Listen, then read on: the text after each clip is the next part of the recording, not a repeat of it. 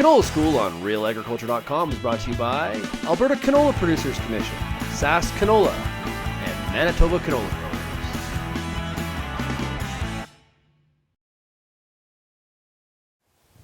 All right, I'm here with Holly Derksen, field crop pathologist with MAFRI. A lot of farmers got burned by Aster yellows last year. A lot of farmers didn't know what it was, and there were some huge yield losses from it.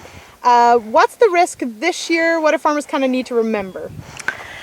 So far this year, it does seem like we're back to what we call our normal levels of Aster yellows, where yes, we'll see it in a field here and there, but at extremely low levels and not anything that we're going to see a yield loss from. So John Gavoski, our entomologist, has been checking our traps and looking for leafhoppers and monitoring what's coming up from the south.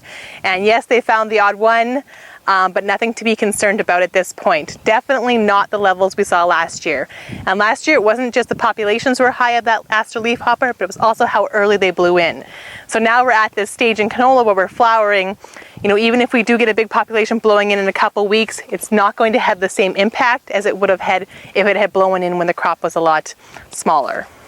Right, so we're moving into the part of the year where the population wouldn't necessarily wreak so much havoc, but certainly we're not seeing the levels that we saw last year. Yeah, absolutely. So last year we're going to stick to our guns and say it was an anomaly and not something we're going to start seeing every year. Every now and then we do get this spike of leafhoppers. We're not sure why, and therefore a spike of Aster yellows, but it's rare that we have years back to back like that, and it doesn't look like it's going to happen this year.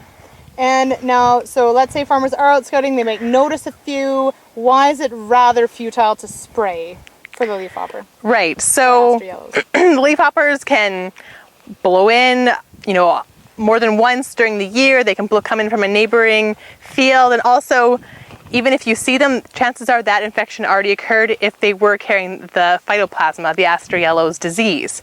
Not all leafhoppers will be carrying it, so the leafhopper themselves actually aren't doing any damage to your crop. It's only that phytoplasma that they're carrying. So if you're seeing it in their field, and if you're positive it's the first one, maybe you can go and spray, but unless you were camping in your field and watching at all times, then chances are that's not the first one that's been there, and infection has already occurred if it was going to. So there's really no payoff in spraying a field like canola, even in vegetable crops where they spray twice a week for 5 weeks.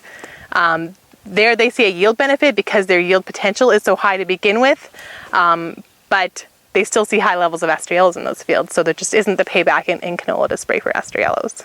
Okay, so keep the sprayer in the shed. That's right. All right, thanks so much, Holly. Yeah.